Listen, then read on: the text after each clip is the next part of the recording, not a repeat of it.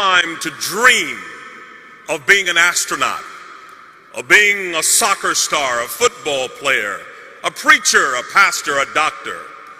But for me, life was so horrific, with so much vitriol and pain, I wanted to die. I'm the product of interracial immigrants. My grandmother was tall, white, and thin from Germany, and we called her French fry. My grandfather was a big, burly black man from Cuba, and we called him Hamburger. Hamburger met French fry and created a Happy Meal. And these two immigrants produced 7 McNuggets with special sauce. We would joke that we would have Wiener Schnitzel with salsa for Thanksgiving. My grandfather had to hide the fact in the 1940s in America that he was married to a Caucasian woman. But one wedding anniversary, he had a flaw. He liked to drink overproof Cuban rum. And one evening he was inebriated.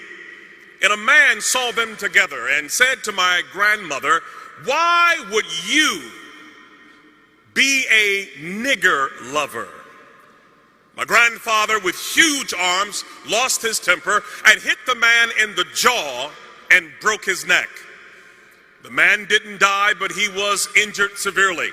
He went to the worst prison, convicted of the crime, Mansfield Reformatory in Ohio, locked down 23 hours a day.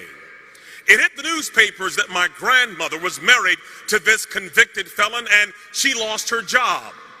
But being a German woman, she didn't complain or whine or woe is me. She began to work odd jobs, cleaning other people's houses and toilets, taking care of their children.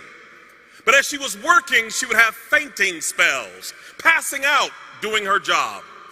She went to the doctor and discovered that she had a tumor growing behind her left eye that was metastasizing to her brain. And the doctor said, "We have to take out a third of your face, your eye. You will be malformed and disformed and disfigured for the rest of your life."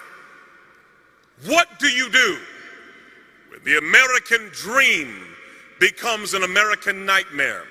She could not work. She was sick and mutilated. My grandfather's in jail, and day by day they lost everything that they had acquired.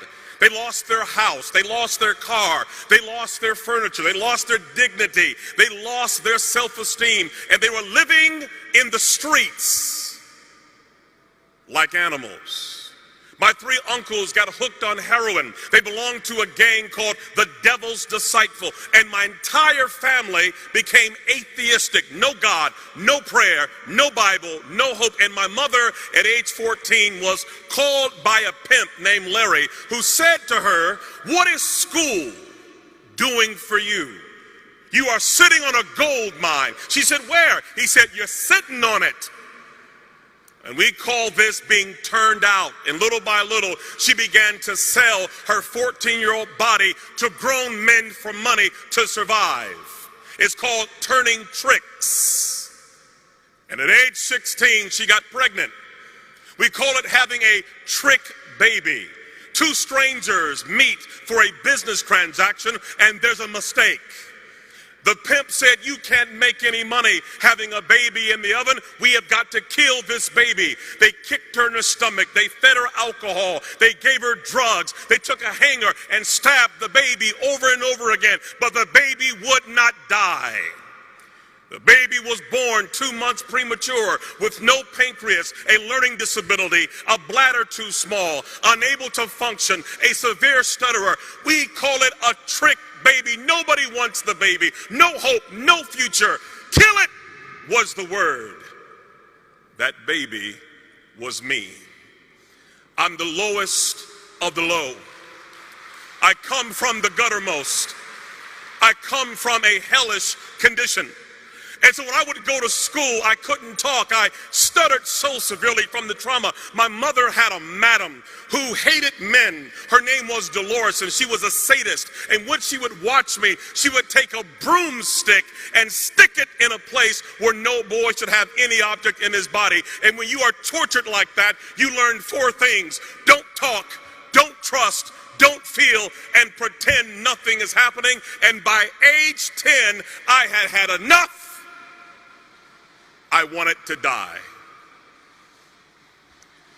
And in my school, they put me in a boiler room with other kids who were dysfunctional like me, where we would finger paint all day long. And yet there was a teacher, thank God for her, who had a Gideon Bible. And she came to my school and she saw kids like me as her mission field. And she would give me this Gideon Bible and read to me stories of dysfunctional characters who God used. She would say to me, Ronaldo, God uses greatly those who have been wounded very deeply. He will turn your pain into power, your wounds into wisdom. She had me read the story of Moses, who was also a stutterer. I began to understand that God did love a trick baby. Even as low as I was, there was hope for me and possibility. And when a child begins to understand the love of God and the power of His Word and the possibilities, it changes everything. How can a young man keep his way clean?